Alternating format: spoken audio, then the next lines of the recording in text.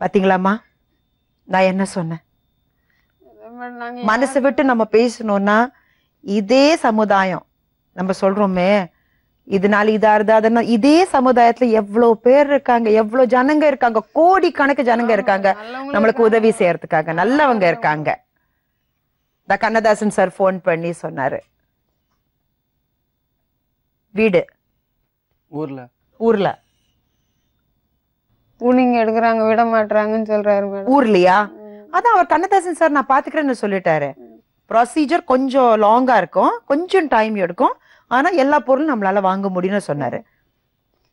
துணி இல்லையா, போட்டுக்கிறதுக்கு துணி இல்லையா? சரி சரி, கண்டிப்பா அந்த அத அது அது நம்ம கண்டிப்பா பார்ப்போம். அந்த அந்த இப்போ 2 பிரச்சனை, நம்ம ரேஷன் கார்டு அந்த பிரச்சனை அவர் பண்றேன்னு சொல்லிட்டாரு. பெட்டிஷன் போட்டு நம்ம ரேஷன் கார்டு ஒரு காப்பி வாங்கிக்கலாம். இது கொஞ்சம் லாங் ப்ரொசீஜர், இதுவும் நம்மளால பண்ண முடியும்னு சொல்லியிருக்காரு. சரியா? டாக்டர் கிட்ட நம்ம நாளைக்கே எங்க டீம் உங்களை கூட்டிட்டு போய் செக்அப் பண்ணி என்ன பண்ணோம்னா அது மாதிரி நடவடிக்கை அவங்க எடுத்துடுவாங்க. சந்தோஷமா? அது மட்டும் இல்ல, இப்ப நம்ம சொல்வதெல்லாம் உண்மை, டீமுக்கு நிறைய ஹெல்ப் பண்றாரு அழகர் சாமி. அவரோட ஒரு ஃப்ரெண்ட் இங்க வந்திருக்காரு, அவர் பர்சனலா ஏதோ ஒரு ஹெல்ப் பண்ணணும்னு சொல்றாரு. அவர் நான் இங்க வந்து அவர் நான் சொல்றேன் கடவுள் கடவுள் ரூபத்துல வந்திருக்காரு. நீங்க உட்காருங்கப்பா. தங்கச்சி அவர் இங்க வர போறாரா? அவர் வந்து அவர் உதவி பண்ணணும்னு ஆசைப்படுறாரு. எல்லாம் நல்லபடியா நடக்கும் சார். மனசு தளரக்கூடாது, தைரியமா இருங்க. தைரியமா இருக்கணும். வாங்க சார்.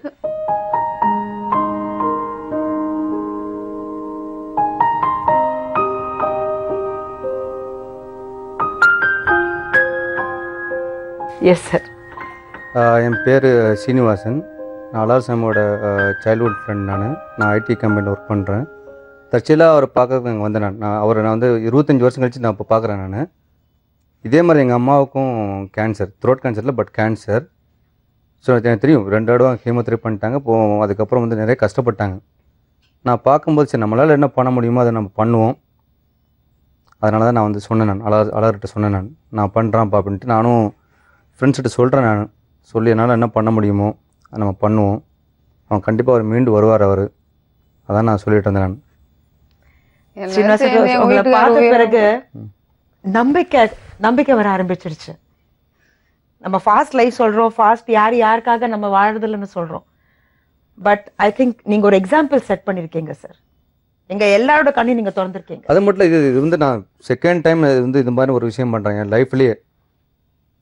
ஓப்பனாக சொல்ல போனால் செகண்ட் டைம் இந்த மாதிரி ஒன்று பண்ணுறேன். நான் என்னோட 40 வருஷ காலங்கள்ல வந்து இப்போ தான் செகண்ட் டைம் பண்ணுறேன். இது வரைக்கும் நான் பண்ணது கிடையாது. ஹெல்ப் சார், பெரிய ஹெல்ப். அந்த தாட் வந்ததே பெரிய விஷயம். நீங்க பண்ற ஹெல்ப் ஒரு ஹெல்ப்.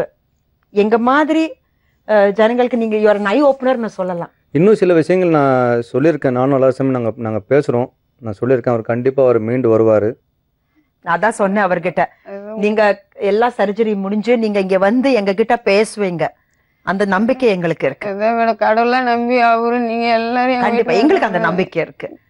உங்களுக்கு அந்த நம்பிக்கை இருக்கு மேடம். அதுக்கு எல்லாத்துக்கும் மேல கடவுள் மேல நமக்கு நம்பிக்கை இருக்கு. எல்லாமே இப்போ சரியா நீங்க ஆசைப்பட்ட மாதிரி எல்லாமே நடக்குது. கொஞ்சம் கஷ்டங்கள் வரும் வாழ்க்கையில, அந்த போராட்டம் வந்தாதான், நல்ல நேரம் வரைச்சதான் அந்த தைரியத்தோட நான் பண்றேன். என்ன முடிஞ்சது நான் பண்றேன். நான் ஃப்ரெண்ட்ஸ் கிட்ட சொல்றேன். நான் தேங்க்யூ சோ மச்.